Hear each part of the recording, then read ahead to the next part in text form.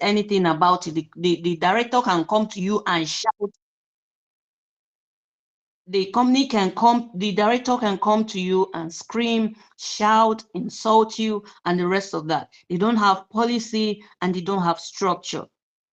So corporate structure, what do we mean by corporate structure? We mean accountability. It ensures that the management is accountable to the board of directors. There's always an accountability. The director does not have the right to tell the accountant, transfer me 1 million. And then the accountant does not have the right to ask the director, what do you want to use 1 million for? So anybody takes money, the salary band is not, they don't even have what is salary band. It is based on your negotiation power, or it is based on how the MD likes you or not. So, but for a company that has a structure, there's something we call salary band, which means for this level to this level, look at what you are gaining. It doesn't matter if you are liked or you are hate. What you are there to do is to work and you go home. So there's something we call transparency, which has to do with accounting, reporting, operation, how to build trust. Then we also have investors' confidence and then risk management. We have also regulatory compliance. For some companies, they've not even paid tax since they were incorporated. Then sustainable growth, which promotes ethical behavior. You don't just behave the way you want in a company. There's something we call corporate responsibility, long-term strategic planning. All these things contribute to the sustainable growth and success of a business. Then conflict resolution. You don't just come to company and start fighting.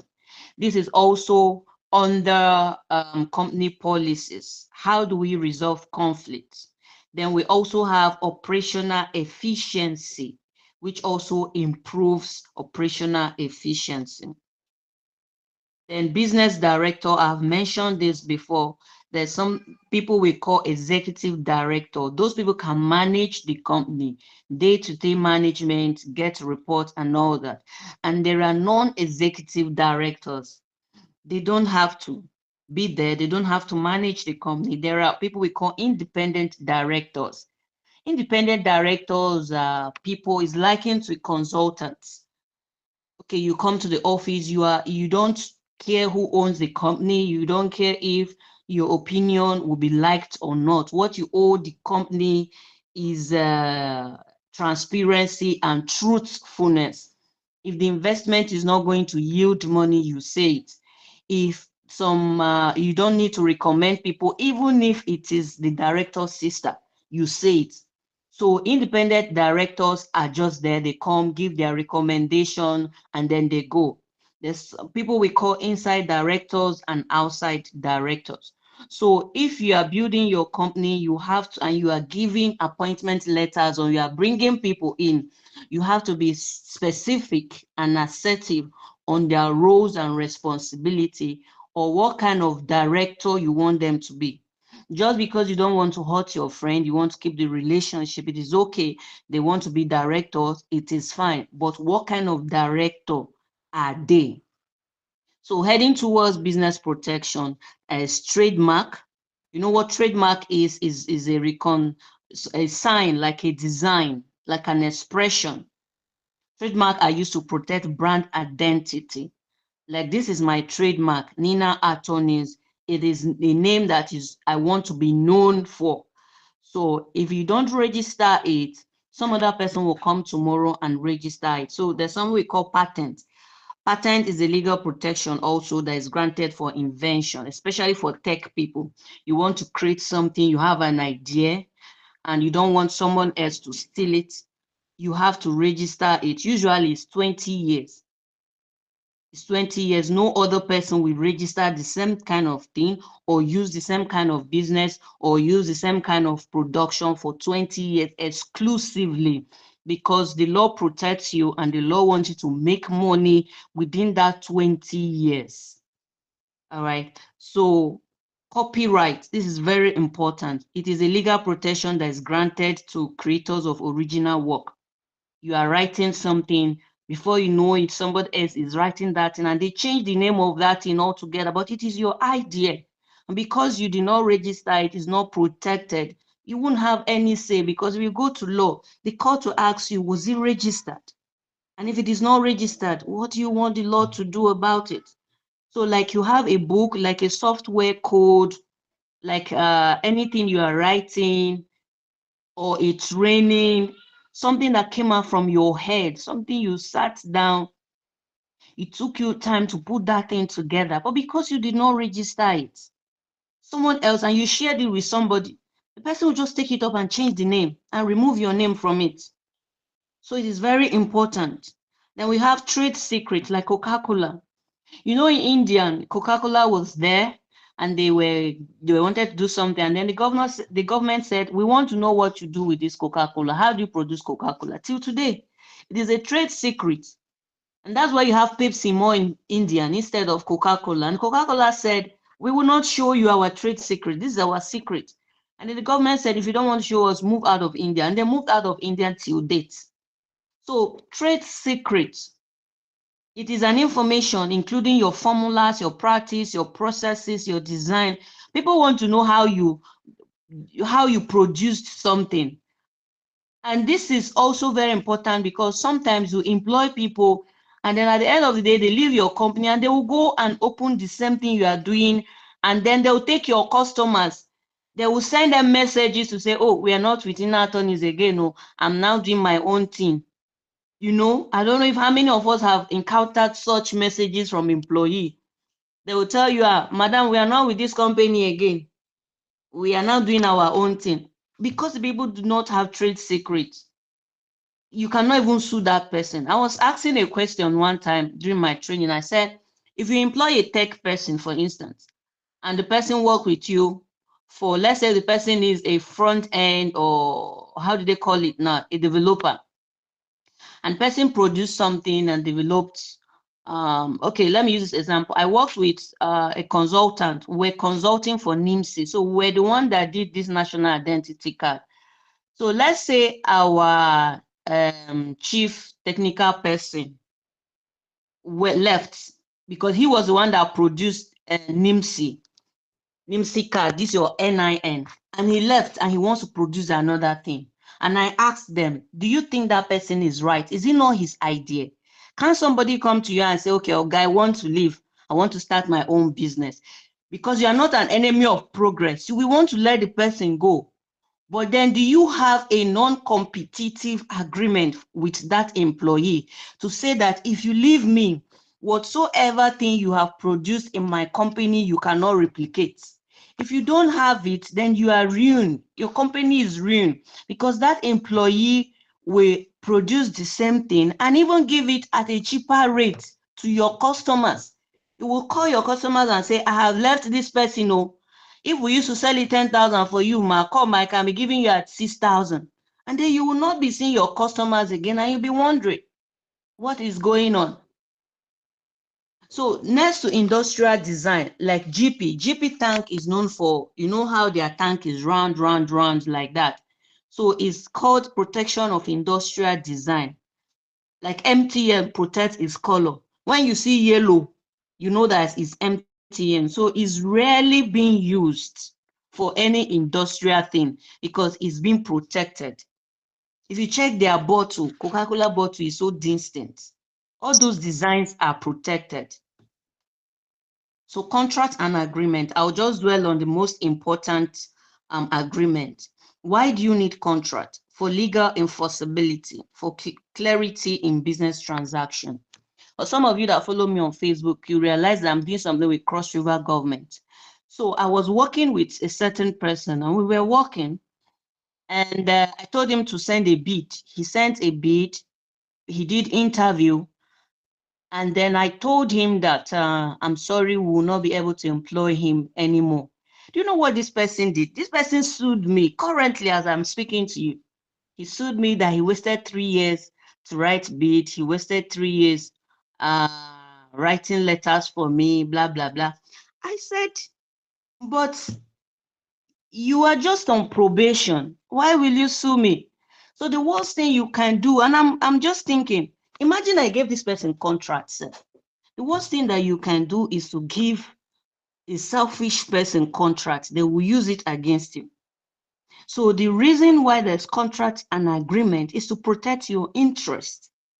Is to also help prevent disputes by clearly defining the terms and conditions under which the party engages in business. If you're an employee, seek for contract for agreement, because you might be kicked out anytime the employer wants. Then if you're an employer, also give a contract, a job description.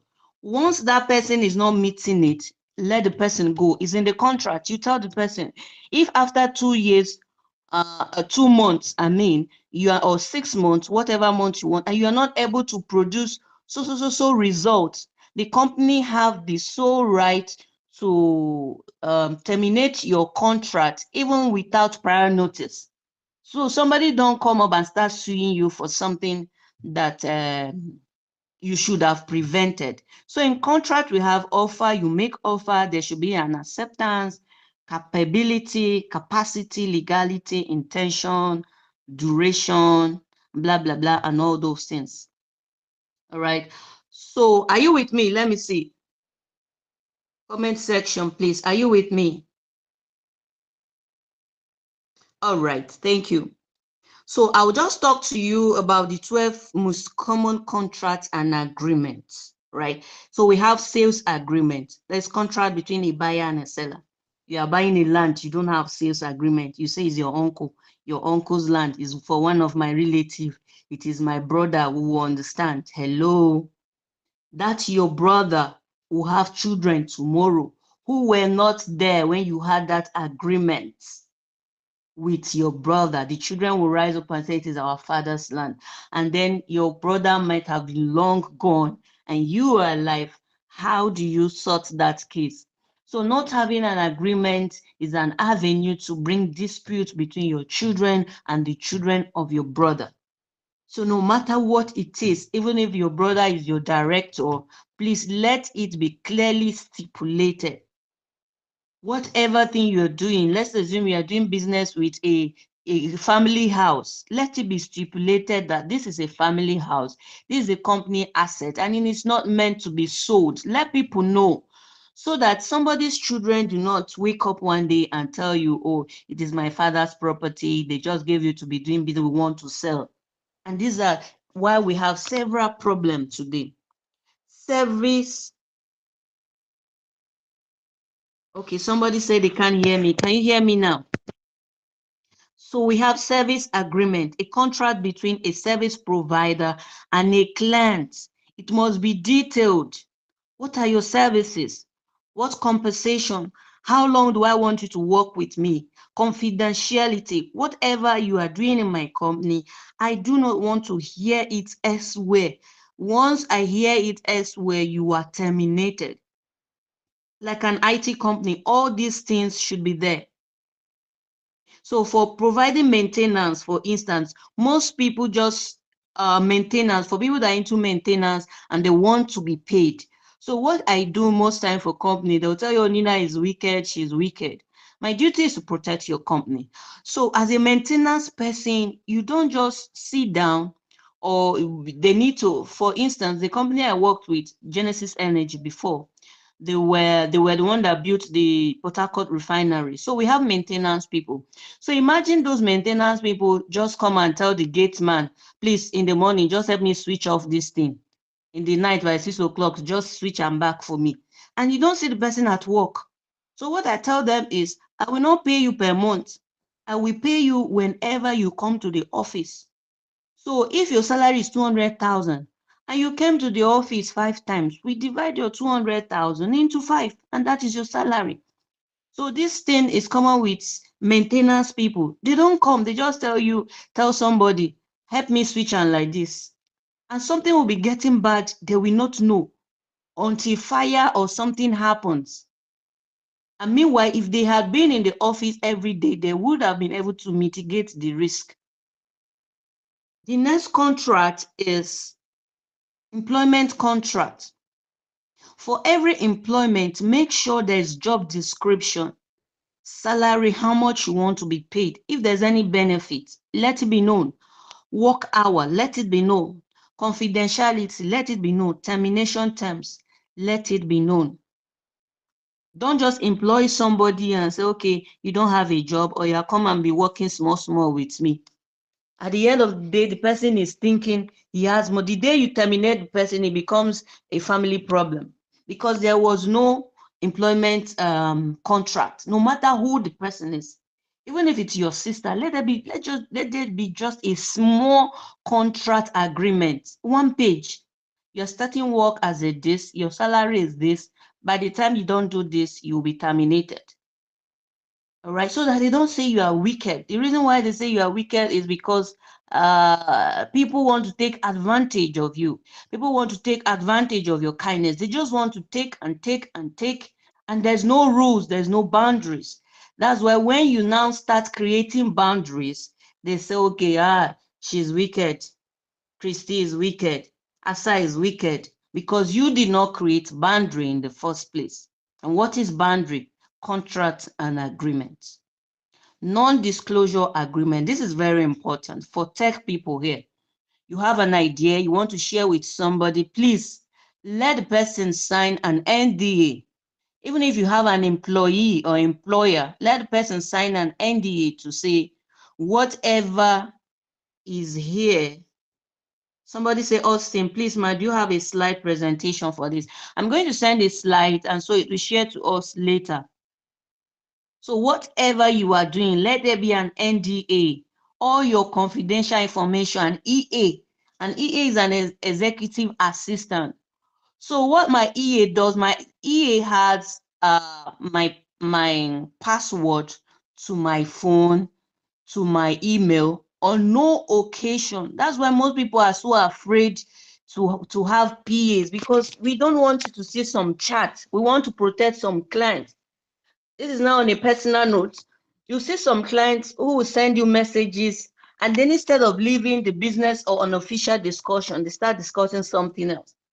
And the PA sees these things. The PA signs an NDA to say that my job is on confidential basis. Any day my PA knows, even my EA knows. Any day they say they don't want to work, I say, okay, thank you. Nice doing business with you. You're an amazing person. See you in future. Bye. Any day that EA takes a number from my email or from my phone or from any chat to expose or whatsoever, or to say, okay, I'm going to use it against Ninnah, I am sure that EA knows what is left for his or her generation, right? It is blackmail, it is defamation, libel, whatever, unless you just want to pay. So these are the things you make people sign. NDA, non-disclosure agreements. Non-disclosure agreement. It means if you are working with me, whatever happens in Rome remains in Rome. If you want to go, go. But let whatsoever you know with me stays. I don't know if you understand what I'm saying. So we have partnership agreement. Once you are doing partnership with somebody, giving the person money does not mean the person is automatically your partner. Let there be an agreement. Let the person know what he's contributing. Some people automatically claim your partner even when they're not giving money. That's fine. What are they giving? They might be giving their time. They might be the one doing marketing. They might be the one bringing customers. What is your responsibility as my partner? All these things should be outlined. Profit and loss, how are we going to share it? Management ideas. Do you have the right to employ somebody because you're a partner? One day we just come to office, then you bring somebody and say this person is employed. What is their responsibility? All these things will be in the partnership agreement to say, okay, you don't have the right employability slot. You don't have the right to employ anybody. You don't have the right to sack anybody. You don't have the right to sell any property. Not but because we are partnered, then you are driving the company's car. You are taking the company's car home because we are partners. So two individuals forming a joint venture should have a partnership agreement. How much are we going to share? by the end of the day.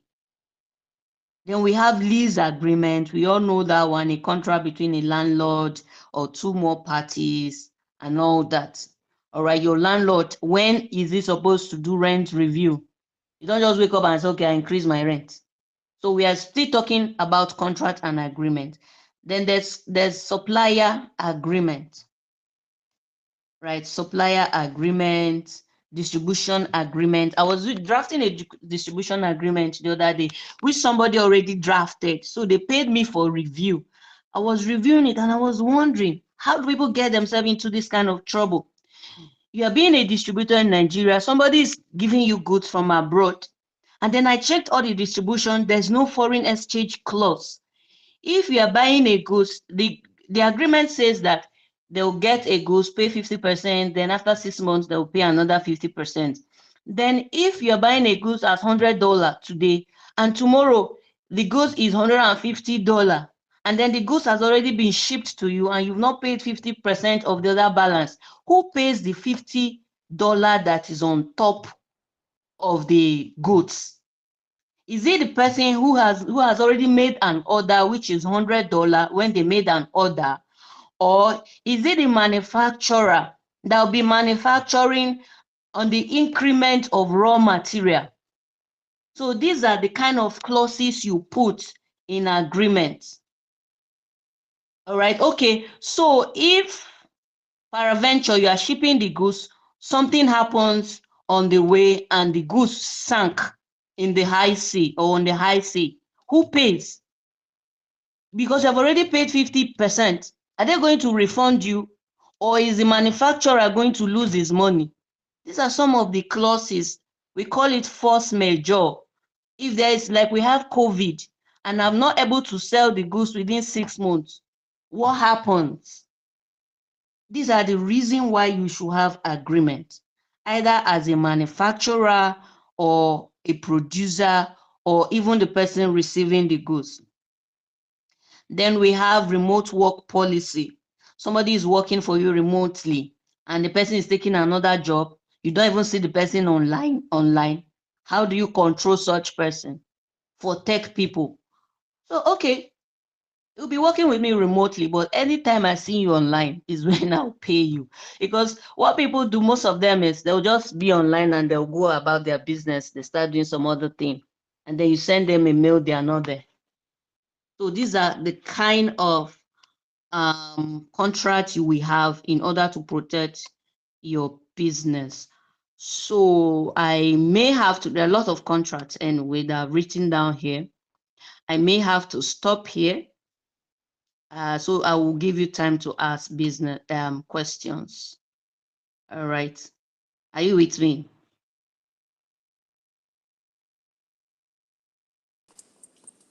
Thank you so much, Ma. So we are going to be taking questions. Some hands are raised and they'll be called according to the hands that are raised. So the first Hold person. on, ma. Let me just say something very important All right, Ma. on data protection, please. It is not advisable. Data protection. I was saying something about VDM. Let me just use a live case. I was saying something about VDM and pub risk. You know, that popular case about how recorders was shared and all that. And then I was telling my student, I said to them, what is the legal implication of what VDM is doing? The thing is this: if you had read data protection laws and rules, you understand that you don't share. There's something we call sensitive data. My name, my number, my pictures. So you see people coming to people's house, maybe during child dedication, before you even know what is happening, you see the picture of your child on internet. They did not even ask you, is it okay for me to post the picture of your child or even to post your picture? Most people do it. People plait your hair, photographers take your picture, makeup people make you up, and then you see your pictures online everywhere, and they don't even ask you for consent. And then they don't even remember that you don't share somebody's number without the consent of the person. Somebody asks you for somebody's number. Do you have Ninnah's number? Yes, I have Ninnah's number. Before, and you just send the person's number. The right thing would have been, okay, hold on a bit. Why the person is holding, no, you are reaching out to Ninnah to say, so person asked for your number. Is it okay for me to share? Once you take a picture with someone, I would love to share this picture on Facebook, Ninnah. Is it okay for me to share? So the thin line between what VDM did and Bobrisky is because he reported that thing online as a third party, which means he was reporting it like a form of journalism, like he is repeating what somebody told him.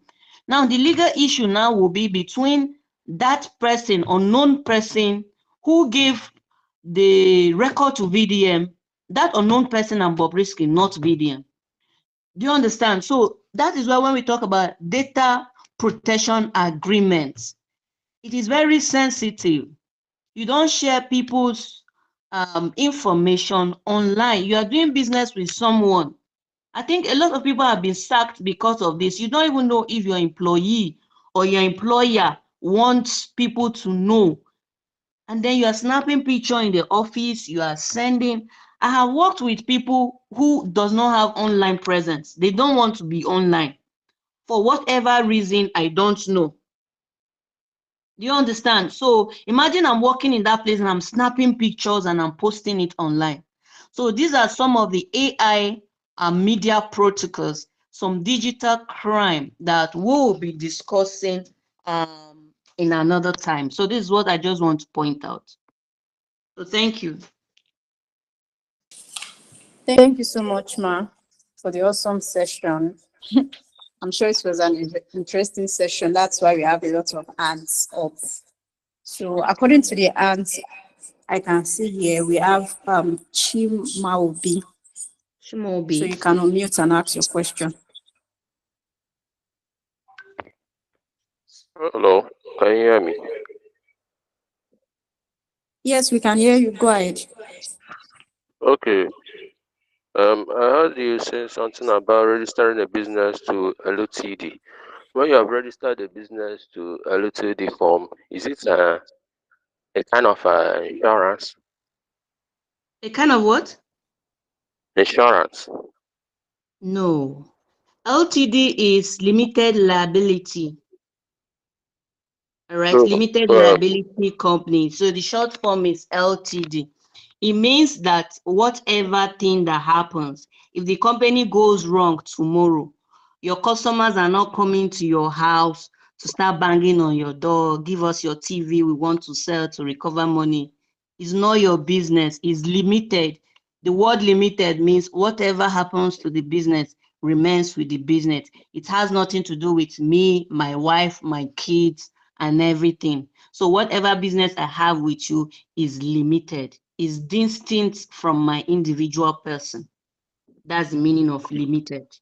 That's why we always okay, encourage people, instead of registering just business name, sole proprietorship, register it as a limited, because you can never know, tomorrow's business might go wrong and people will start coming to your house to sue you, give me back my money, give me back my shares. Business has gone, it has gone. You also lost, they also lost. So case closed. okay. Okay. From what you have just said, that means I can still register my business under an insurance company now. Yes, That's yes, yes, cool. of course, of course. Okay, okay. There is another thing you just said about Sorry, please, can we taking. limit our question to one question per participant? We have other If, hands up. if there's time, Okay. let them ask now. I enjoy answering questions. All right, ma. You can go ahead. Can I? All right. Thank you. Thank. There's something you said about taking off footages and whatever. Is it not the company's idea to put a sign that picture shouldn't be taken, something like that? And maybe somebody has taken a picture and maybe there's nothing like that, and you begin to sue that person. Is it not a wrongful destination? Okay, if I may understand, you said it's the responsibility of the company to tell people not to take footage. Yes. Yes, it is, but on the other wrong, if you are taking footage to promote the company, that's fine. But then wrong footage is like something private that is happening in the company. The company will you are infringing on their privacy, and that is wrong. So another example is that tomato paste something that happened. I don't know if how many of you remembered it. So I was trying to differentiate between slander, defamation, and review. Negative review is not a crime. It's guided under freedom of speech. I can take tomato and I'll say, okay, this tomato is sugary, guys. I don't like it. It is not, if it ends there, there's no business. You don't have to like everything, and you have the right to say your opinion. But if I extend it to, like what the person said, please warn your brother, these tomatoes will kill people. I don't know if some of you saw that case.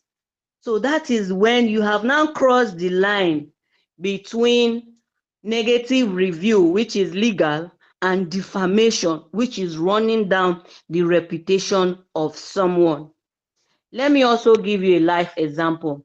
I like to be realistic. Somebody might be dating somebody, and then you sent the person some kind of private pictures, right? And because you have issues with the person start threatening you to say, I'm going to post your picture online. The law catches that person. So that is what data protection is about. Data protection is whatever sensitive information you have about me, do not put it up to spoil my reputation. That is what it is all about. Thank you. All right. All right, thank you very much, Ma. The next person on the list is Akuna Emenogu. Unmute and speak. Okay, thank you very much, Ma. My question is on trade secret. For someone like me, now I'm into manufacturing of household cleaning products and skincare. And my Okay. kind of business, we need to list out all the ingredients so that the customer will know what they're feeding their skin with. So they will know that we make eco-friendly ingredients. Now, how do we protect those ingredients? Because someone can buy it and use the same ingredient and make his or her own products. So how do we protect that our ingredient to avoid another person copying our own raw material we use? Do you put the milligram or the measurement of how you mix it? No, I don't put. I just list out all the. That's your trade secret now. So the person cannot go to market and just buy carrot oil. What do you know you want to mix? So that's your trade secret. Mentioning something does not mean you know how to manufacture it. You have a cloth, you saw a cloth I like, and I told you it is coping, or I told you it's dry lace. Do you know how to sew it? You don't know how to sew it now. Unless you go back to that tailor who made my clothes to make for you, or unless you tell me to give you a picture of that cloth or take the clothes to your tailor. So you are still protecting your business.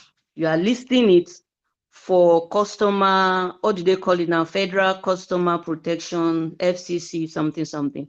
So for them to know that the product you are using is not harmful, but you are not putting how you are mixing it. So you are still protecting yourself. Thank you. All right. All right, thank you very much, ma'am. The next person is BMI TV Live. Okay, thank you so much, Barrister, for this wonderful section. Yes. My question is, as a startup, I managed to hire a barrister to handle our agreements, just like the instance you gave. There was an omission. They don't put the dollar exchange clause in the agreement, and it resulted into a conflict. And such conflict is going to cost our company a huge amount of money. Now, who takes responsibility of these expenses? Is it the barrister who omitted the clause, either consciously or unconsciously, or how do we approach such situation? It's not the barrister's problem now. That's why they say you should get okay, I'm a business lawyer, corporate lawyer. That's what I do for the past how many years? 16 years or thereabout. I don't do any other thing. I'm not a election practitioner lawyer. I'm not a divorce lawyer.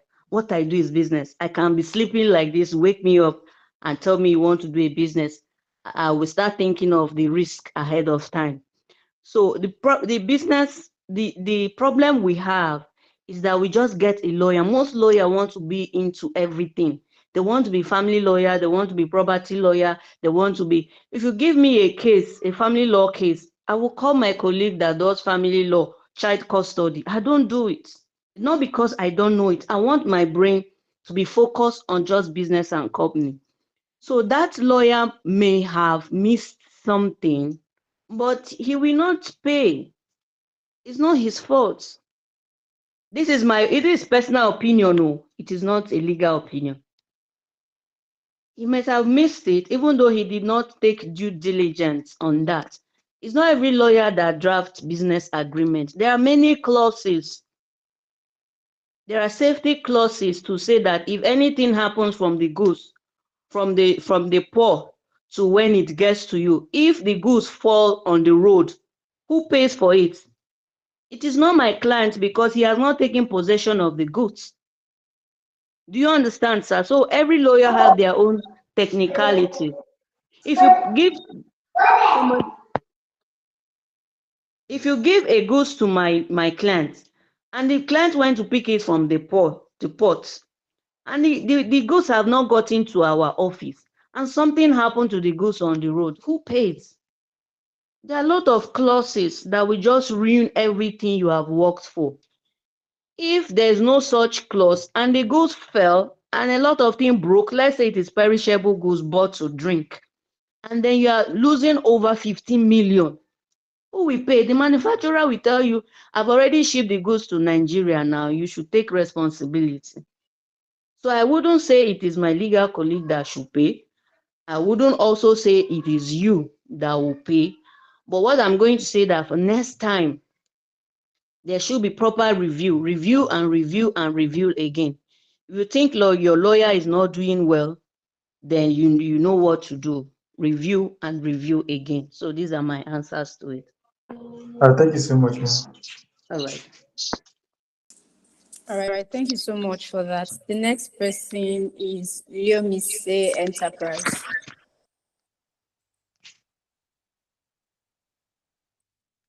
Leomise Enterprise, are you there? Okay, the next person is Ibrahim Abbas. Good afternoon. Good afternoon. Leomise Enterprise, go ahead. I have a question. Like I'm into cleaning agents now, and well, like should I say this problem that says if I am to employ someone, I'm the one still doing the production.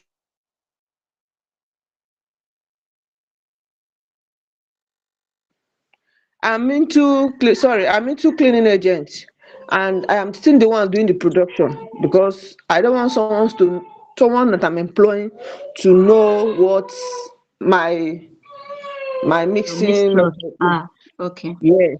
So like this course now that says contract and agreement. What kind of contract and agreement can I like have done or something like that, so that by the time I'm employing someone that is going to be in charge of the mixing product, that after I train the person will be in charge of it. The person can't leave my product, leave my company, or start it somewhere else, because that's the risk I have. That's why I'm still the one doing the production myself. Okay, so under their employment letter, you give them employment letter, even if their salary is 10,000, give them employment letter. You tell them that under the employment letter, we have non-compete non-compete clause. Non-compete clause, you write there that on no occasion the person will not compete with you, because one problem with these employees is they will be competing with you at the back of their mind. You will not know. All right, they want to be madam. They will start stealing your products, and they might, if they work from Monday to Friday, they will even start doing their own business on Saturday and Sunday.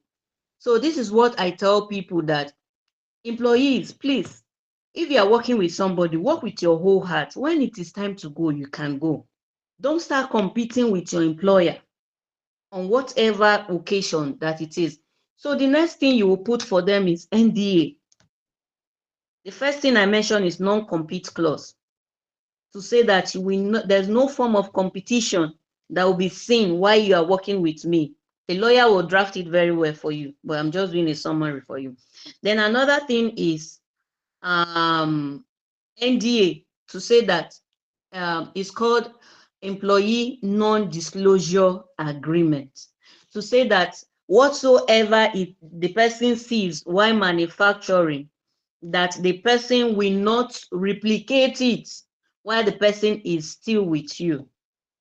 If the person does that, you have the right to arrest the person and the person will pay you damages. So you don't just give for such production, you don't just employ somebody without giving something. But because the person will learn, after the person learns, the person will leave. You will always be at loss. You will keep changing them all the time. Once they learn whatever they want to learn from you, they leave. And you'll be losing business. If they are washing, if you are cleaning something for 50,000, they will take your customer and start cleaning for them 30,000. So you have to protect yourself and protect your business. So, like if the person comes, is there anything like you work with me for so time, or like the person should be like working duration Yes, or now. some? Yes, like I mentioned it before, there should be duration, there should be agreement, there should be duration, there should be job responsibility, and then there should be confidentiality. All right, you will work with me for 2 years. Oh, hey, if you don't want, please don't come. Let them know. People say you will eat. There are several kind of company policies. Some policies will even tell you that women are not allowed to get pregnant before 2 years or within 2 years of their employment. It is what favors you. If the person does not want to work, the person should go. There are other people that are looking for work. But the most important thing you need to do is to protect your business first. You tell them, you will work with me I will teach you this thing. Oh, you will work with me for 2 years. Oh, between these 2 years, look at what you'll be doing. You'll be producing this thing. I will no longer be producing this thing because I have other things to do. And if you produce, you are not allowed to sell my products. You are not allowed to mix your own within these 2 years. Duration agreement. Somebody say duration agreement. Let the person know. You work with me for 2 years, then if you want to leave, you can leave. So if the person does not agree, if the person wakes up one morning and tell you, Madam, I no work again, then it becomes a problem. I don't want to sound wicked, but you are breaching the contract. You're breaching the contract.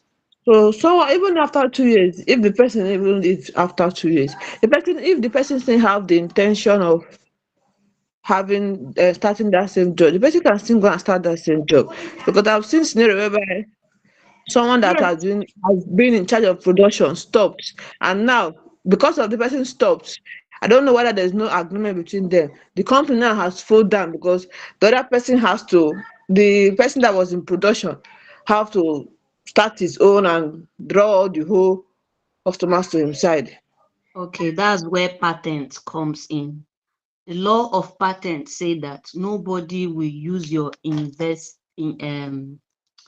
nobody will use your idea or in something you invented The for invention. 20 years. All right. So nobody will use it for 20 years. If I am producing this biro, for instance, and I'm the one producing this biro for 20 years, I will be the one to produce this biro. After 20 years, you can now go and start reproducing. So that is what the law of patent says. So is that law also applied to we into production of? If you want to, because most patents charge up to, I don't think it's less than 250. If you have the money to register it, why not? Is patent different from trademarking? Yes. Trademarking is just your name, your Oh wait, sign, your I'm off. sign. Oh, If plenty. your name is Nynnah Attorneys Limited. So Ninnah, NAL. So your sign might just be NAL and then one mark on top. Everybody knows is your mark, like MTN. Nobody's going to use MTN in this world, I'm not sure, because it has already been registered. No, no problem. Since work plenty, we'll be doing it small, small. No problem, is step by step. All right. Thank you very much for that Correct. question. So the next person is Chinese. What am I doing next person? Hello, good. How about me now? Good All right, afternoon. Chinese, if you're not ready, gospel Azubuke. Can you hear me? Okay. Good Good afternoon, afternoon. ma. Good afternoon, ma. Can you Okay, hear me? Yes, we can. my question is regarding the data protection policy you made mention of earlier. Mm-hmm. What if the case where my business is mostly online? I'm into graphics design, and most of my clients I pitch them online. So most of them need evidence, screenshots, and your DMs with your clients that you deliver successfully. So how do you manage not uploading your client's review, maybe showing it to the public, because it looks like I've been doing it and it's against the data protection policy. So how do we go about that? Because it's going to really uploading those posts boosts the business and gives us more visibility. So how do we manage it? Thank you, ma. It's a very fantastic question. I even forgot that part on review. If you want to review, if you want to get your customers review, please ask for consent. Tell your customers that you want to post this thing. Some of you don't even ask customers. Somebody is chatting with somebody, but before you know it, the person is online. They have munched the person's account number, alert, what the person said, and you are just surprised to see your name online and your account number. So you ask the person if it is okay. Number two, if you are not asking the person, try to remove the person's number. You see that place where the person's number is, cut out, use marker, cut out maybe 5 of the numbers, close 5 of the numbers, and use a line to draw the face of the person, or you cover the face of the person, part of the face of the person, and then close the person's picture. You can still send your review. Okay, but you're saying that we can mask during an review, we can mark the identity. It's better to mask them, right? Somebody is talking, please, we can't hear. Okay, what I said was, so you're saying it's proper to mask the client identity when reviewing. It's related to Yes, that. mark the Go person. ahead. You don't mark all the identity so that people will not think you are forging it. If the number is 080, like my number 0801400791115, you can remove the 115 or 79115, mark out the 79115, so that you can leave the or change the person's picture or mark out the part of the person's face so that they will know that it is real. But leaving somebody's number online, even the alert, you can close the person's alert account number, leave the amount so that they will know. And once they are making payments, let them be specific. That place they wrote narration, let them put, for instance, if it is my legal service, I tell them, please, when you are making payment, this is also good for visa application. Let them put legal consultancy or the name of the product they are buying. All right, so that people don't think your review, you are the one that sent money to yourself and then you are fake. You now want to put it online. This will help a lot. I don't know if I answer your question. Yes, ma. Thank you so much. You did. All right. All right. The next person is Olatunji Ifetayo.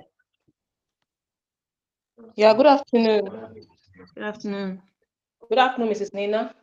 Good afternoon. Thank you for the section. Please, my question is that I just wanted to talk more on the limited liability company, the advantage of limited liability company, because my business is registered as a business name. Because I didn't get a kind of a clarification about it before I registered. So I just want to know the importance of registering as a limited liability company. And I want to know at what point do you register your business with insurance company with are into manufacturing of things. Thank you. Yeah, you can register your insurance as soon as possible. It's very, very important because we call it force majeure. Force majeure is natural disaster. Anything can happen. So you don't know when anything happens. Anything can happen even the day you register your business. So insurance should be the next thing after registration. And so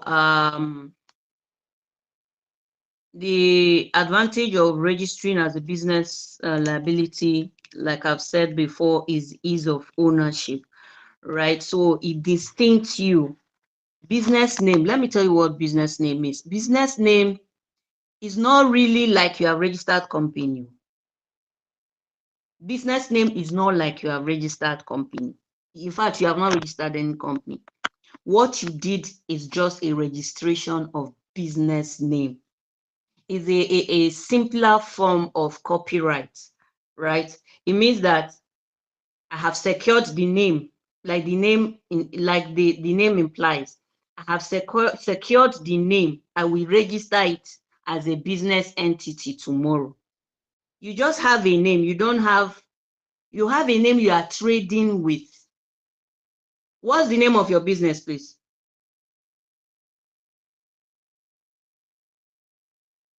Peculiar. Is it peculiar? Are you there? What's the name of your business? Shanty Love Nigeria Enterprise. Say again, please. Shanty Love Nigeria Enterprise. All right. Good. Shanty Love Nigeria Enterprise is just so that another person will not use the same name. Because I might like the name and I want to use Shanty Love. And then when I go for registration, they say the name has already been taken by Peculiar. So that's just all you did. It's not like you registered the business name. So you have registered a business, you have incorporated a business per se.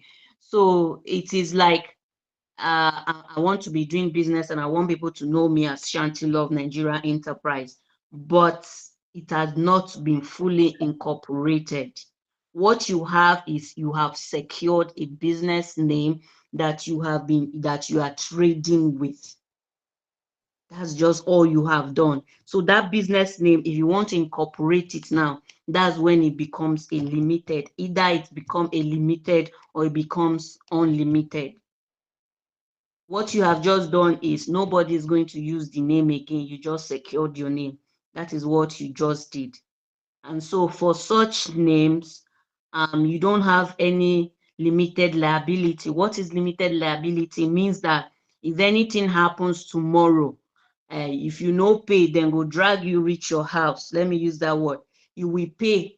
But if you have registered it as a limited, right? If anything happen, if I'm doing business and something happens, I can go to court and say my business did not work out fine. Please, court, help me. I messed up. I did the wrong business decision, and court will listen to me and give order that people will not come to my house to drag me. Business have gone bad. Business have gone bad. Some people say the business no give. It wasn't giving, so that's the end of it. But if you did not register it, you just have a business name. Some bank will not even give you loan because we don't trust you. Something can happen. You are just a sole proprietor. All right. Something can just happen with you. You can take the money and run away. We don't trust you. There's no credibility. There's no trust. There's no better management. We don't believe that if we give you money, you'll be able to manage the fund effectively. But for a limited liability, the law says that you must or you should ensure to have more than one or two directors. Why is this so? It's because you will not be allowed to pull money without the notice of another person. Because if you are going to have a bank account, there will be one or two directors that will be signing. And then if you are going to get a loan, people ask you, who are your directors? They know that only you cannot make the business decision. There will be other people that will say, okay, no, Shanti, we don't think this is okay. But if you just have a business name, you're just trading under a business name. It's not like it's registered. You will even have access to more clients. I was having an issue of payment one time, and they asked me, okay, Nynnah Attorneys is registered as business name. Nynnah Foundation, Geosan Global Limited, Episteme Business Limited. They asked me to bring a limited account number. So when I brought an account number, we have 4 directors to say that if before I withdraw money, they must be put on notice. And I asked them why. Is that why they did not give me the grant? They said yes. They don't want to give grant to business name because it's only you. You can just go to the bank and put the money and go away, and you won't even do the business they ask you to do. So it has issues with credibility. I don't know if I've answered your question. Yes, you have. You have. Thank you very much. So please, when the business gets bigger, convert the BN to limited so that you can ask for grants if your business is something that needs grants in future. All right, thank you for the answer, Ma. The next person is Ibrahim Abbas. Good evening. Thank you for your lecture. Very insightful. Yeah. Here's my first question. So please, for a limited company, so and you are free to file your tax within, I think it's within 18 months, right? So what are the penalty? Then how can you afford that penalty? Please.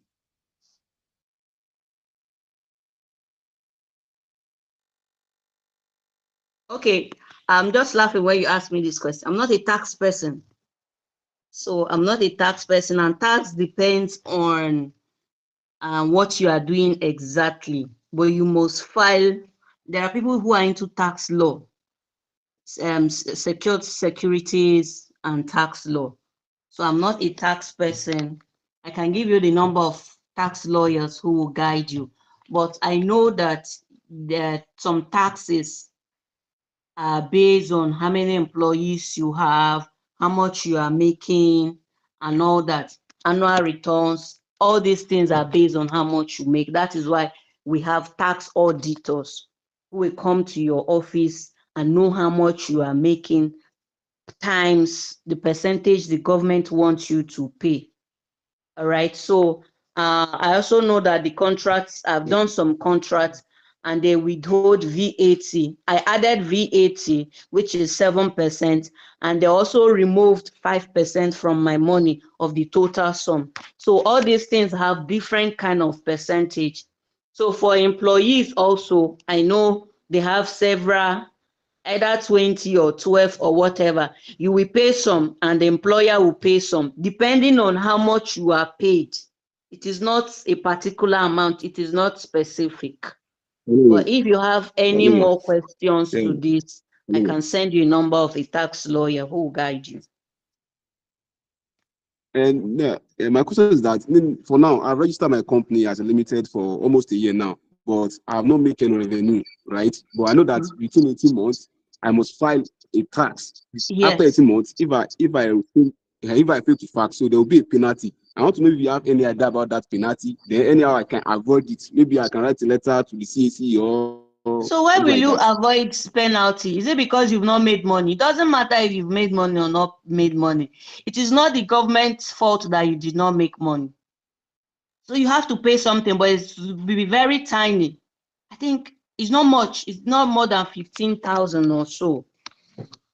It's not much if you have not made money. And that is why people lie about their tax, because these things are calculated based on what you have made or not.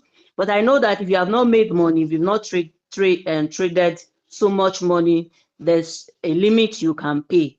So that's why so many people will connive with their audit people, and they will decrease or reduce all the whole income they have made. And they even go ahead to even work with the bankers to reduce all everything in their bank account and forge their bank account, because they don't want to pay tax, because tax is paid on the amount of money you get.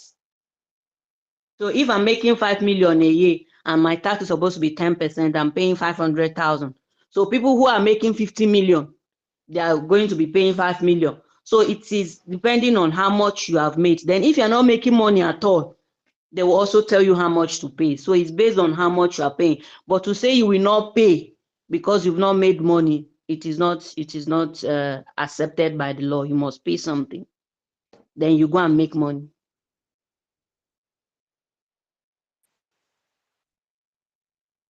Second Are you question. there, sir? So You make money in Jesus' yes, name, but you go and pay your tax, so go amen. and pay annual return.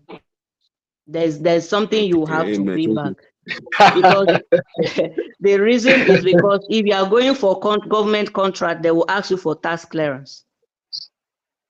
So who knows when you have government contract? It might be today, it might be tomorrow, we don't know. But you have to go and pay your annual returns. Okay, thank you. Here's my second question. Is I've registered my company, for example, now. I'm a tech company, so I register in Nigeria and I have registered in the US also. So and I risk my investment in dollars. So all my fund is in US, it's in US bank somewhere. So I'm filing everything in US. So how can I make my tax or something for example now?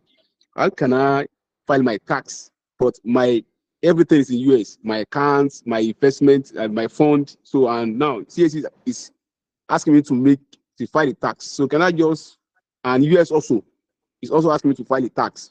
So how can I what can I do to to solve that? Number one, you have to pay for this question you are asking, because you are making money in dollars. Hey, you are using this platform to ask free questions, free consultancy. Okay, so the thing is this: you have to declare. You declare tax. In your truthfulness is what you tell the government you are getting is what you will pay. All right. So if you tell Nigeria government you are making $50,000 a year, they will calculate it and you pay tax based on $50,000. I'm just giving you expo, but it's not nice. Be truthful. I'm sure this thing is recorded publicly. Before they will say, Ninnah said, please, all of you should be truthful. If you are making 50,000, tell the government the exact thing you are making, and that thing you are making will be calculated, and the tax will be calculated based on what you are making, unless the government, in most countries, the government have their own auditors. Since you have had your own auditors, you've come to lie to them that, okay, you are making 10,000 naira only. Government will say it's a lie. The way we are looking at this company, they are making more than 10,000. They will send their own auditors to check. And if they come and check, and you are invading tax, instead of 10,000, you are making up to $100,000, that becomes a problem, because lying declaration that you lie, the false declaration is also a crime, because you want them to calculate the 10% of the thing you declared. Meanwhile, you are making more. I don't know if you understand. So you do your declaration. This is what I'm making, whether it's in US dollars or in Naira. Let them know what you are making. You convert it to Naira equivalent, and your tax is calculated and you pay. People should not invade tax and not give false declaration of income or tax. Okay, thank you, ma'am. Please, how much is the trademark cost? So how much cost of trademark? Then if I have Well, a if you trademark, so I'm into sports. So I'm in sports, so I have a trademark for maybe for a event that I've never happened maybe in a environment or a community. So is my trademark cover that event or just my name alone and my color, not that particular event? So that nobody, no other company can do that event again in that community or environment. okay, trademark is not, it does not cover events. What trademark? Mark like MARK, is just a mark. A mark can be a sign, a name, a color. It does not cover event per se. But the only way you can cover events, it could be your idea, your intellectual property, like na meeting confess is my idea. So that is IP, intellectual property, to safeguard your intellectual property. So a trademark will not cover your event. People can do their events. You can do any kind of event, but the only reason why your event will pass other people's events or will be louder is based on your capacity or the input you have put in that event, something we call competitive edge. What is that competitive edge? What do people stand to gain? Why is your own different from another person's own? Well, you cannot stop somebody from organizing an event, right? So what you will register is just your name, your symbol, your sign, your color. If it is a written something, you have written something, a book or something, then you register it at copyright, you know. But to say somebody will not do that event again, it is not very possible. So for trademark, it depends on how much the lawyer is charging. Some people charge from 250 upwards. It depends on lawyer. Some people might charge you less. Me, I might charge you more. So what we sell in our industry is just the experience. A lawyer that was just called to bar last year might even tell you, okay, bring 80,000, make I do it for you. So it depends on who the lawyer is. What you want to draft it for a coin for a startup? Say again, please. What the cost of founder agreements? Founder agreements. These things are it depends on the lawyer now. It's not particular. These things are not, it's not item that you go to market and buy. It is something that is coming from the head. Somebody might charge you 5,000, somebody might charge you 10,000, 100,000.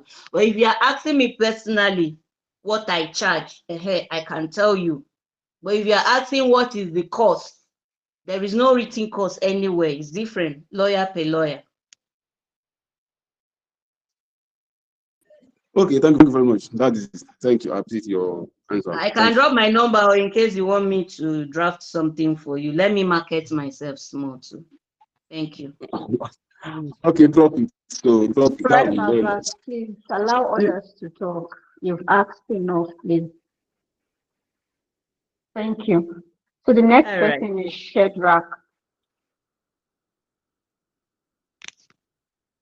Shedrack Chukweduze. Yes, good evening, ma'am. Good evening. Yes, so thank you for this session. I wanted to get clarity on options pool because as a startup, you might not have all the funds you need to attract talent, right? So you might need to shell out shares in order to attract top talent. So I want to know, things around having an options pool, especially when you already have like a founders agreement that already stipulated like the number of shares everybody has. So how do you go about these things? I don't know if my question was coming clear.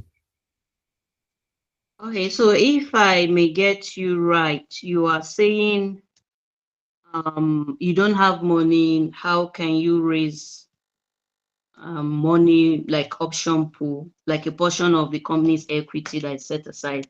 Is that what you're asking about? Yes. How do you create that section, the section of the company's equity that's set aside in case you need to use it to attract people instead of monetary compensation? All right, so I think, yeah, this is common for startups and growing businesses, so you can actually attract and retain talent. All right, maybe allowing employees to benefit from the company's growth. But then one thing about option pool is the key point, I think, is purpose, right? So what are the purpose? Why do you want an option pool? Most time we do option pool to reward employees, probably to attract top talent. And what you give them in place of what they are giving back. So if you attract top talent by giving them the option pool, the option to buy shares in the company, maybe at a later date, usually as a discounted price. And another thing you should ask yourself is, what is the size of the pool? All right, so the option pool is usually maybe a percentage of your total company shares. So what is the company share? What percentage do you want to give out? It could range from 10% to 20% of the company's equity. All right, but it should have a purpose. Why do I want to do this? Is it because I want to reward the employee, or is it because I want to attract talent? Because what people do most time is people can say, okay, Ninnah, I don't have money to pay you some amount. I'm giving you this option. All right, buy in the shares of the company at a later date. I will not pay you. We'll give you our share at a discounted price.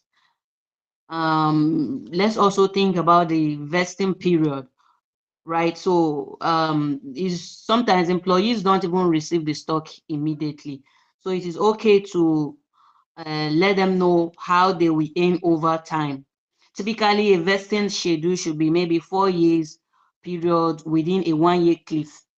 I don't know if you understand. So also dilution impact. When options are exercised, we know that the overall ownership percentage of the existing shareholders gets diluted because new shares are issued.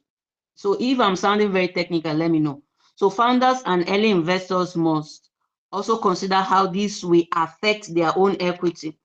So if you are doing option pool, you have to be careful because you are diluting most of the other shareholders, which means that if there are 5 people that are shareholders and then their shareholding is just, let's say, 20%, and you are giving an option pool, whose shares are you going to dilute out of the other shareholders? And so also we have, how do we even exercise the price, and at what price? At what price? The price at which the employee can buy the stock is often based on their fair market value of that stock at that point in time. And also think of expiration. Stock often usually come with an expiring date, which means that we cannot exercise we cannot exercise like 10 years grant dates after 90 days of when the employee leaves the company. Okay, the benefits now. I'm just thinking of these questions, right? So what are the benefits? You can give option pool probably because you don't have money, you want people to buy in, you want to raise money. It can also be a motivation for employees to say, we cannot pay you, or you are doing well, we want to give you a share. We want you to be part of the company. All right, this is what we want you to benefit from the company financially. Also for retention, some talent, you don't want them to leave. So, and the vesting period ensures that employees remain with that company. So if you are giving me an option pool, you are invariably telling me, okay, Ninnah, we don't want you to leave. We want to be part of this company. And also the affordability, because startup can offer competitive compensation package without needing to spend significant cash. You are not spending any cash, but you are offering something significantly to retain these wonderful employees. And then the downside of it is this dilution. Like I rightly explained to you, that there are already existing shareholders, right? If there are 5 shareholders and they are buying 20% of the shares, and you are bringing in, for people who don't understand the question he said, right? He is asking if you want to, it's just basically like giving a share to somebody, an option pool, like giving a share to somebody. For instance, you can't pay me, but you want me to buy shares in your company. What are the disadvantage? Most time, the reason why people buy this share is because they want to motivate the employee, they want to keep the person. Because if I buy shares from your company, I will go nowhere. Another thing is they want to raise money. Another thing is they want to offer compensation to me because I'm working hard, but they don't want to give it in cash. So they asked me to buy shares. But what are the disadvantages of this option pool? If we are already 5 that have contributed money and we have shares in this company, like we have 20% of shares in this company, what happens to the 5 of us if we invite another 2 persons? So it means dilution. It means that the existing shareholders, which are the founders, can see their ownership diluted when the options are exercised, which means if you are bringing in Ninnah as a shareholder, what happens to other founders? What are other founders going to say about it? They have new founders, new owners. These are founders that have started this company. They've given their sweat, they've given their energy, their time, and all that. So because you now want money, you are inviting Ninnah to contribute to buy a share of the company. And Ninnah will buy the share at the current price of today. What will they say about it? It means that Ninnah from nowhere will come and start eating what she did not sow. Do you understand? So I can now, as a shareholder, I can make a management decision. I can do this. I can, I have the right to do anything. I'm part of the company. What happens to those existing shareholders? And then complexity, the management and structure. The option pool requires legal tax, financial expertise, and fairness. I just come from nowhere. Company that have been existing for 10 years. Because you gave me an option pool, I bought the company, and I came now and I'm giving idea of a company. I don't know when it was formed. I don't know who asked this question. I don't know if I'm making sense to you. Yes, you are, Mama. Yes, you. All right, so I won't talk. Let me not talk so much of this. It could be boring if people don't understand shareholders and all that. But for every shareholders, right, there should be an agreement. You can have an option pool, but then how can you give an option to a shareholder and the person will not be a part of management decision?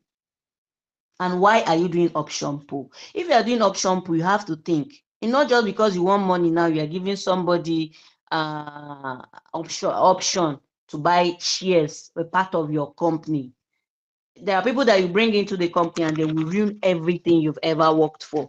They don't know when you started it. But the kind of demand they'll be demanding just because they gave you money to manage the company, it will be as if everything you've worked for will just go down the drain. Moderator, please go ahead. All right. Thank you very much, ma'am. No problem. All right. Thank you so much for that. The next person is John F. Young.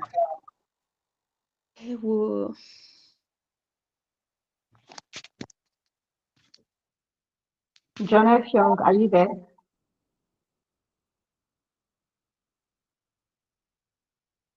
Okay, so John F. Young, the next person is Mohammed Wasil. Moderator, are we done? This is 1 hour 37 minutes. You said I should talk for 5 Good afternoon, minutes.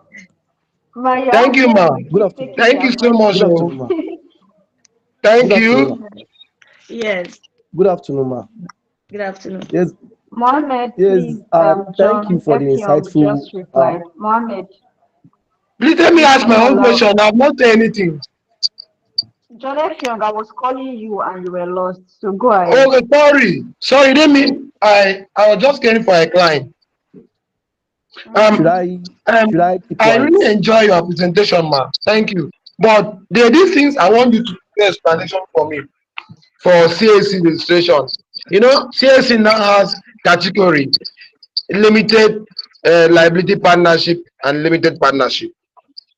Sometimes the things seem confusing to me. Limited liability partnership, and there was this particular school that was handling the administration on that. I used limited partnership, and CAC are trying to reject that registration. I don't know what kind of category of company can register limited liability partnership or limited partnership. Can you just put more light on that particular category of those two registration structures to us, please? Please, you are breaking. I didn't get the question. You said there's one company you were doing. Yeah, what I'm saying is this. What I'm saying is that on CAC portal, we have limited liability partnership and limited partnership. These are the two things we have. I'm dealing on schools. Now, I want to I want you to put more explanations for a clearer understanding on these two structures of the section of companies, limited liability partnership and limited partnership, because I'm having some difficulties to register an academy with limited partnership so that I can know what to do with CSC, please. Okay. So for limited Liability partnership. yeah, for limited liability partnership. So what it means that partners enjoy limited liability, which means they are only liable for the partnership debt and obligation to their extent of investment. It means, like we say, anywhere you see limited, whether it is your name, once you see limited, just know that they mean that and your debt and your obligation is to the extent of your investments. Let me repeat it again. It means that your personal asset is protected from the business liability. It means that whatever happened during that partnership, let me use the Nigerian word again, drag. Whatever happens, people will not come to you and say, you and Mr. Okon, you people stole our money, pay me back. No. So once you see limited, just know that is what it is. Okay. So it's separate legal entity. It means that the partnership can own assets. They can be sued and they can sue, management also. It means it is flexible. You and that person have equal management. All right. Yeah. So it also means that you're protected. Whatever happens in the business, you are protected. Okay. People cannot come and say, oh yeah, pay. You are the one that caused this partnership to go down the drain. You are the one that made the business to fail. Oh yeah, pay. No, if it is limited liability partnership, it means that you are protected. Your personal assets are protected. It is the partnership itself. If there's anything that happens, two of you will join money together to solve the problem. It is not your personal business. Nobody should come to your house or to take your wife's car or to take your children's land. It is not personal now. It is not a personal business. It is the responsibility of the partner. So both partners will share the responsibility to the extent of their investment. If you people have 5 million that is set aside to solve your problem. So 5 million, once that 10 million is gone, chicken, nobody should come to you and say, give us your car. We want to sell it so that we'll do this one or do that one. Okay. So for unlimited liability partnership, it means that if the business fails, your car then will carry them. If you have landed property, you will bring it, they will sell. So CAC needs to know what kind of partnership you are doing so that tomorrow your MEMAT, you know what's MEMAT? Your memo I don't know. article. Okay, that memorandum of article that we used to fill in CAC to say that this is what the company is about, this is that, this person is this, we are sharing responsibility together. Whatever happened in the business, both partnership will contribute money to the extent of only their contribution. That's when the problem will stop. So unlimited means we are going to do this together. We are bringing 5 million, which is 10 million. If there's a problem tomorrow, it is going to extend more than the 10 million we contributed. If our personal property, we are going to bring it, we'll sell it, all of us we will join money. If we need to borrow from our brothers or our kinsmen, we will borrow and we'll solve the problem. So what you are going to do, our advice is going to be a limited liability partnership, right? So that you don't incur problem beyond your contribution as an individual partner. Okay? Thank you. Thank All you. right. Okay, Ma, so we have a question in the chat box before the rest of the people raise their hands. So it's from Gordon. He said, as a legal practitioner, I want to know this in order to escape the threats of union stuff, e.g., rice union, tomato, whatever. It's just saying union in order to escape them.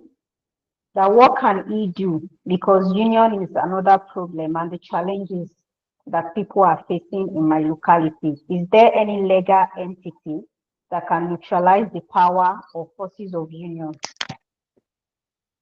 I'm trying to get the question. So the question is there any legal entity that can neutralize the power or forces of union? Okay, let me read. Thank you. Okay. I want to know, in order to escape the trade of union, rice, tomatoes, so many unions that can end the list, what can I do? Because well, there's nothing to do about this union unless a government policy now. Are you from Calabar? Are you in Calabar? So there's nothing you can do because union is registered already. We call it state revenue. So it's registered. Like the last time we're in Calabar, we're trying to make a demand or a suggestion in future for the government that so much union, by the time you pay union this, union that, and before you bring the goods to the market, it becomes very expensive even for the last consumer.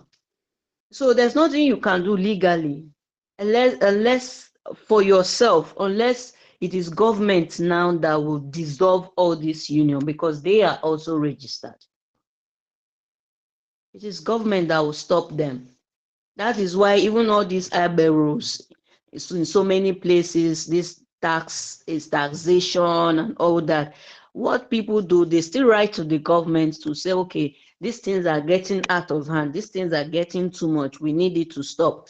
And then that's where government comes in and say all these things should be dissolved. So it's not a personal fight. That's what I have to say. All right, thank you, Ma. So we have just two ends and we'll end the session. Thank you so much for staying to this moment. So we have Mohammed Wasil. You can go ahead. Good afternoon, ma. Thank you very much for the insightful lecture, ma. Yes, my question is, for example, one registered a CAC, you registered your company name, then maybe for about 2 years, you did not make any investment in that company, you just registered it down. So anytime maybe you registered some years ago, like 2 years ago, then probably you are thinking of making it come into manifestation next year. Is there, and you register for tax, would the money, as in, will they remove any money from the years you registered it, or when you started earning into that account, ma? That's the question I want to ask, ma. You must pay. I think it's about 5,000. I think Olutosin even helped us to answer. He said the first year is free, right? So, but the penalty is 5,000 year after the first year.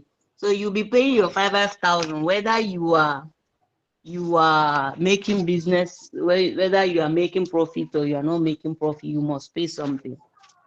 So once you registered, you it is a must pay. monthly. Yes, Okay. now you must pay because government. How can government know you are not doing business? What if you are doing business and you told them you are not doing business? So they just made it generally. We don't care whether you are doing business or you are not doing business. You will pay.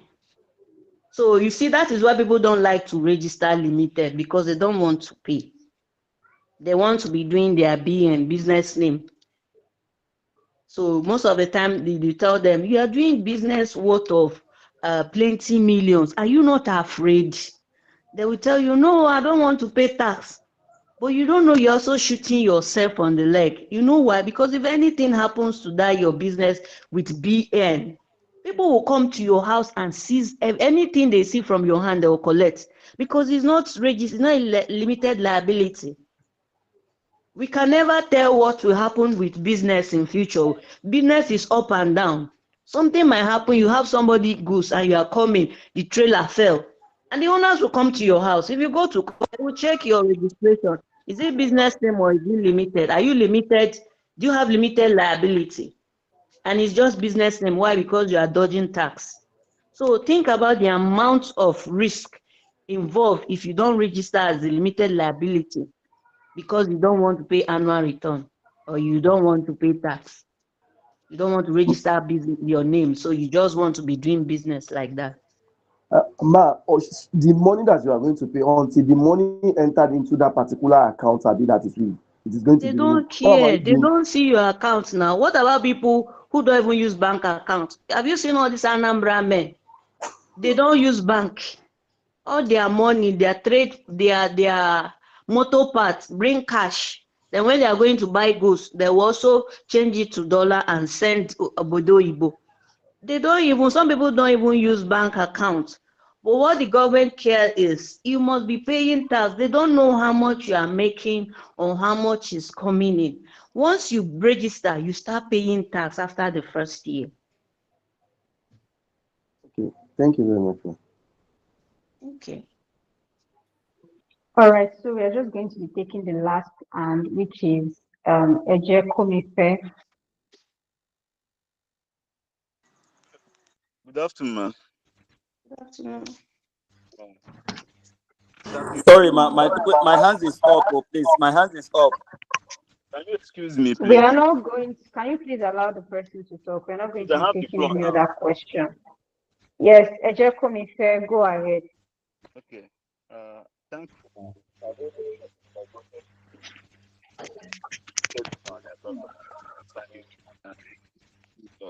But there's one area I would like to touch on, consider like cooperative or clusters, because in my actually I'm into animal livestock rearing, and we are trying to see how we can put up a cooperative or a cluster so that we can be able to protect our business more and also look at how we can benefit from government subvention or subventions. But the problem that now we don't know how to go about it or the laws whether regulating it. And I didn't hear you mention anything.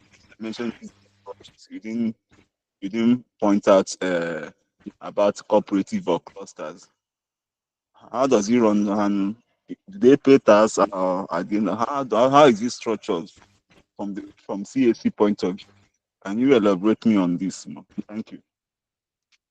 Okay, so cooperative is it's just collaboration, right? So people just put their money.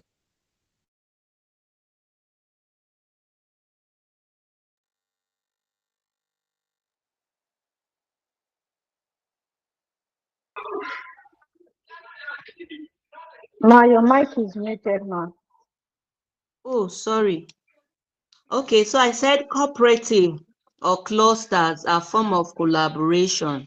It's like people come together, put money together, or pull resources together to achieve a common goal, to enhance competitiveness, all right, or whatsoever they desire. So it can be different. It depends on their structure, what is their motive, what is their level of operation, or what do they want to do. So a cooperative is just a member owned, like you must be a member of certain things, organization, to meet that common need. All right, so they might share their profit, decision making, how much do they want to put together to achieve their aim. People have to contribute. For people who don't know what cooperative is, let me just teach you generally. It has to do ownership. It's owned and controlled by its members who are members of the same organization. They have equal voting right, profit sharing, whatever profit they get or whatever liability, responsibility, they will now contribute. So every member is democratic. Every member have a say.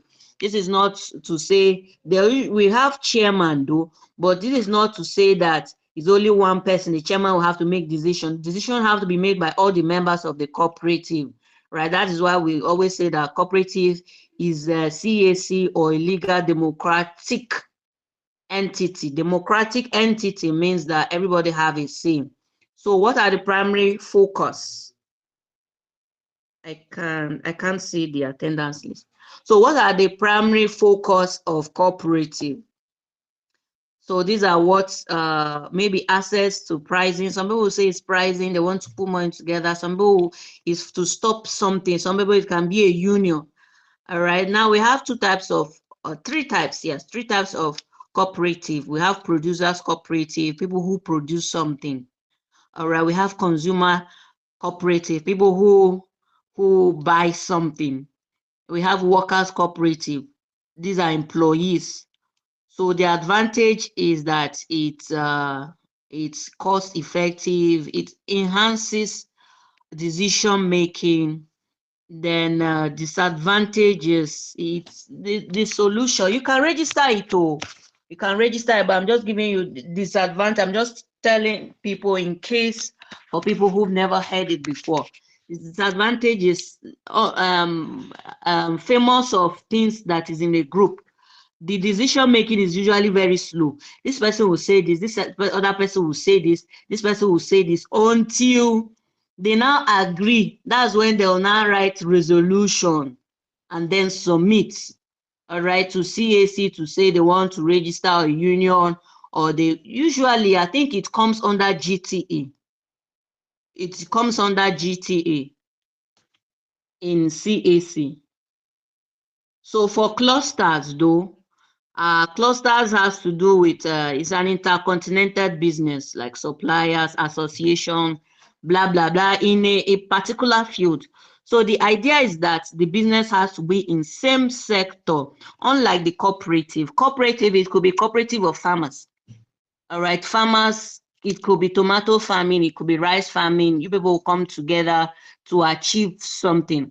But for clustered, it has to do with the same sector. All right, same sector that benefit from being close to each other. So geographical proximity, the interconnection, the shared resources, the innovation, and all that. So in essence, registering cooperative or clusters, it enhances whatever idea you have. Is for a common goal. But the disadvantage is decision making is usually very slow, and I think it comes under GTE. It comes under guarantee GTE. I don't know if I've answered your question.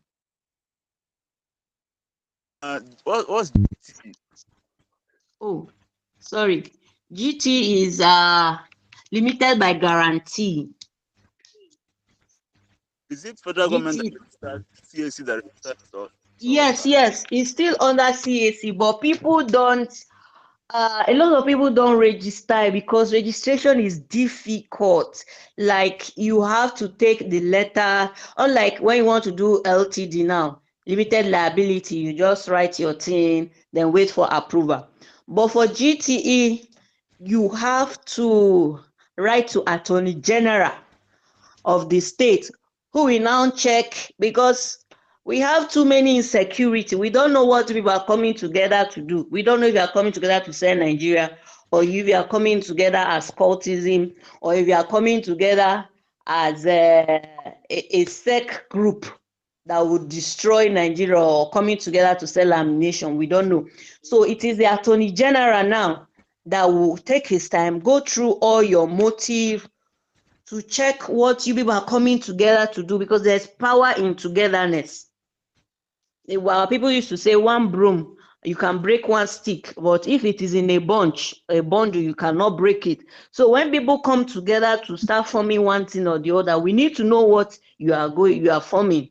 So for GTE, it's a guarantee by trust. We have to write to the Attorney General. He's the one that we approve now before it is registered. So ordinarily, registration of limited liability can take me 1 week, but GT takes up to 2 months while we are waiting for approval of the Attorney General of the state.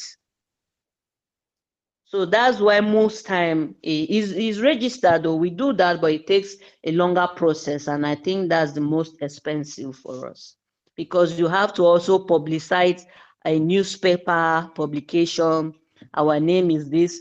we are cooperative, we want to come together to form this for the purpose of this. People we know, people we want to do this thing, you inform the general public. Then you get other documentation. After 28 days, we put it on all the newspaper. People will read it and see that so cooperative or whatever is being formed.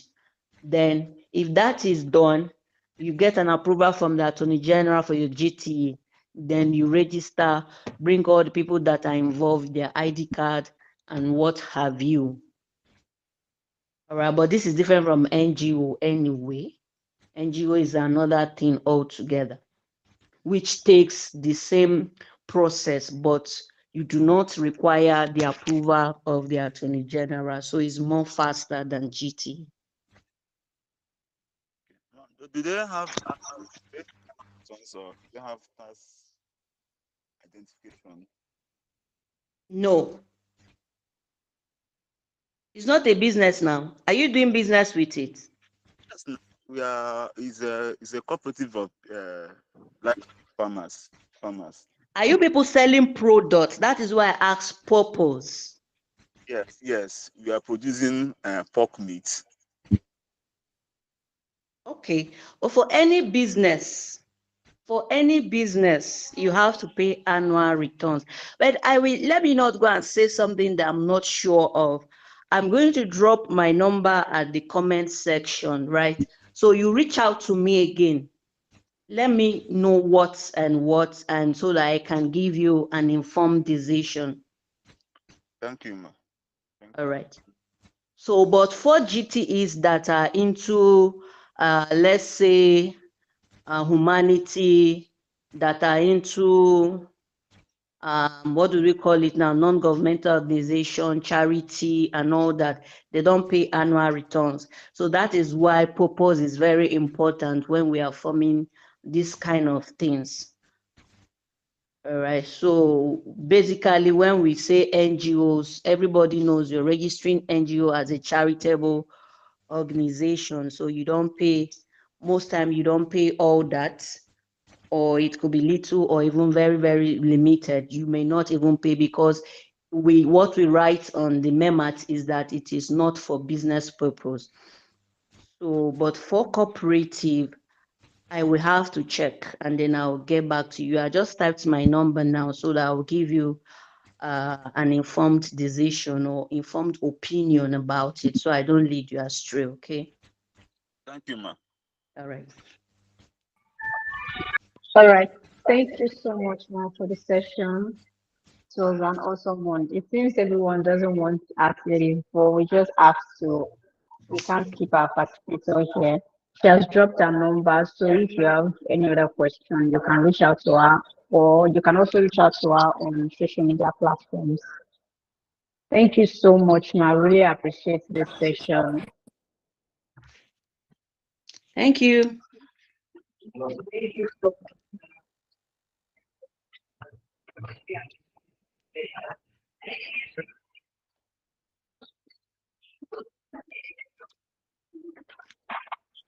So I can All right, leave, right? guys.